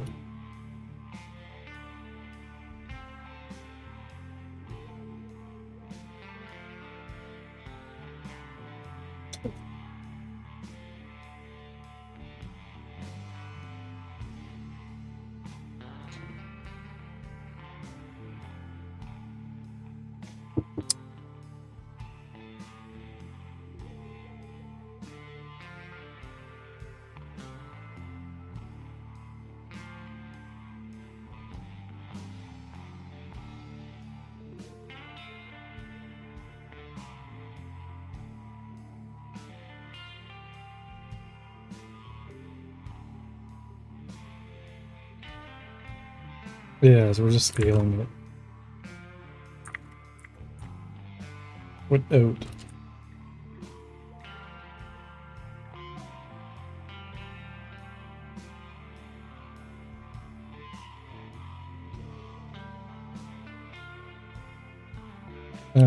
But yeah, so this.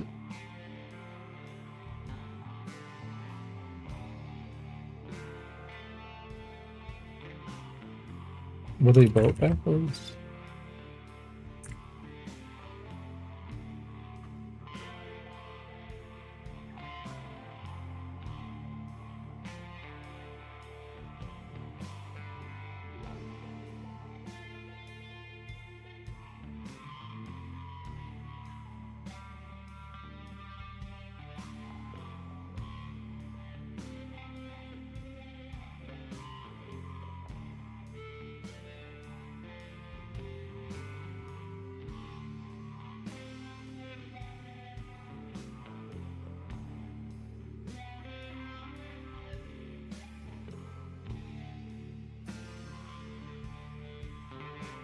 Yeah, the X and Y. Yeah, because it's only doing it based on the delta.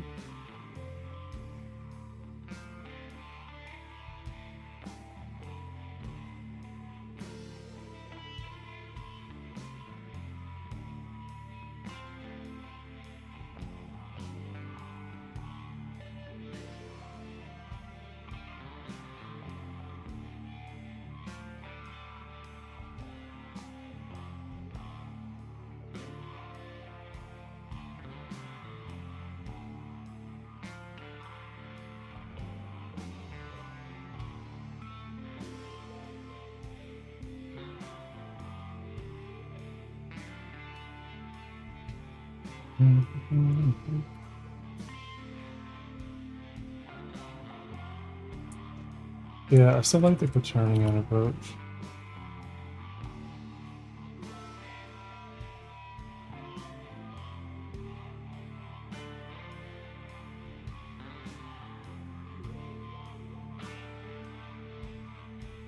Because we're not like limiting the ability.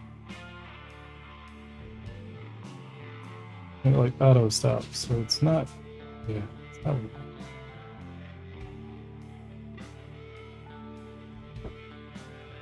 I don't like it.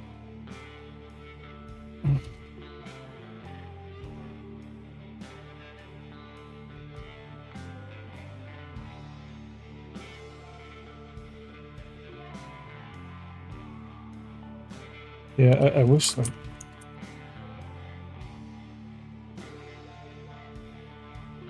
So 4.2, so we try. No, relative of its basis based on a vector curve that it can switch without being a rigid body.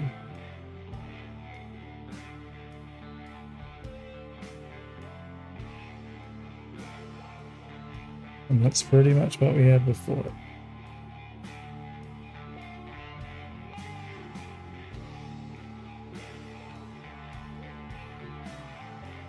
Our target rotation.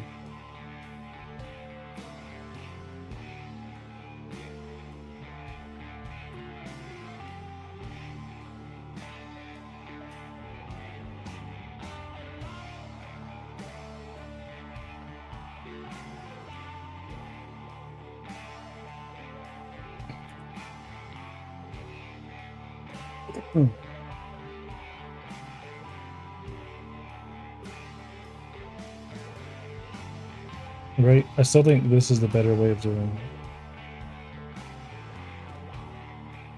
it. Right? Slurping.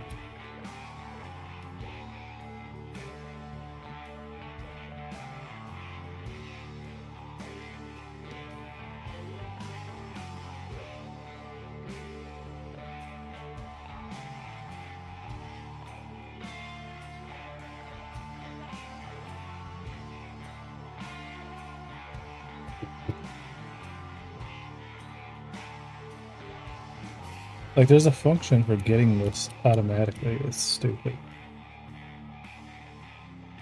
But I think we're gonna work on it tomorrow. We're gonna leave that there for tonight. I'm gonna turn off the movement and just showcase what we've done. Because I still didn't finish the ramp up either. Yeah, no, I'm gonna redo the code used for ships to auto align itself within a certain degree. It's literally the same code. Just checking to see if the predicted rotation is in specific cone, right? And I did this with Quaternions, but I remember when we were figuring it out, we had to go deep into the docks, and that's where we ended up getting all this navigation code. Because the Quaternions all had to be based upon the heading and what the up of the ship is. If the ship's upside down, then things gonna change. Especially if you want like the rotation itself to be limited, like you can pitch or roll at a different speed or whatever, or a different angle. So I'm gonna revisit this tomorrow.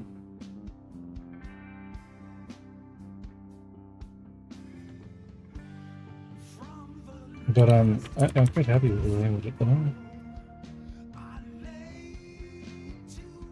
We have a Star Citizen S Quantum. We can't turn it right now, but it works. It's funny.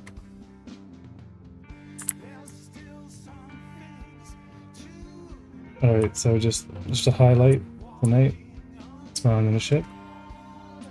We can take our warp drive.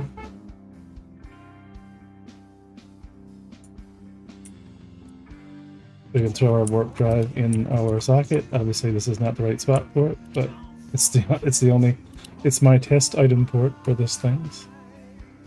And we can kind of take off, and then once we reach power speed of 500, we can engage the quantum drive, and we'll slowly start ramping up speed. You can see all the effects on the sides. If we break it, we'll kind of go back into normal speed. So we're just going to go and whiz by stations. We can start to see it ripple.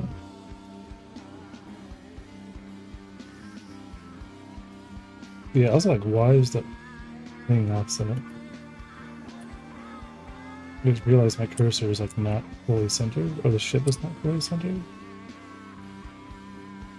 It's funny. Because it looks centered. It looks like my cursor is actually like off.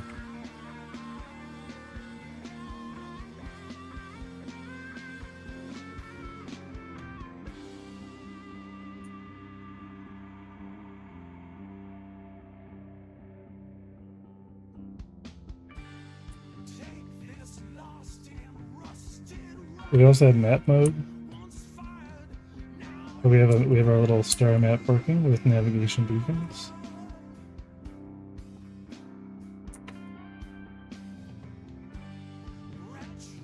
We can go into target mode. Just supposed to turn off map mode, but whatever.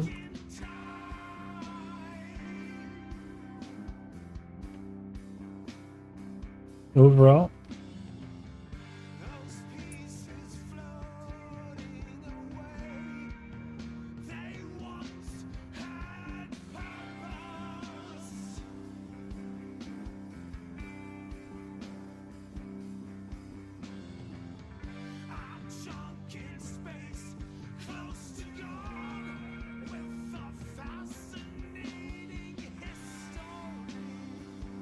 anyway, I'm gonna leave us here flying away.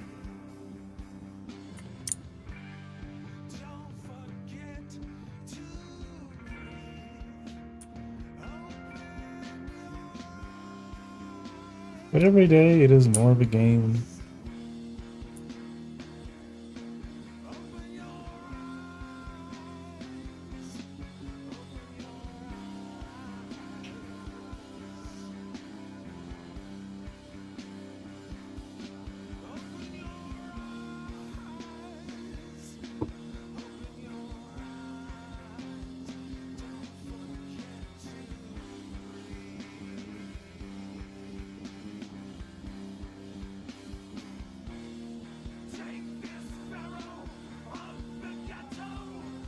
Alright, so I'm going to end it here on the YouTube. We're going to go raid someone. Tomorrow it's going to be the second day of work drive messing around. I'd like to start being able to do the gravitational system, but that'll take a little bit of work.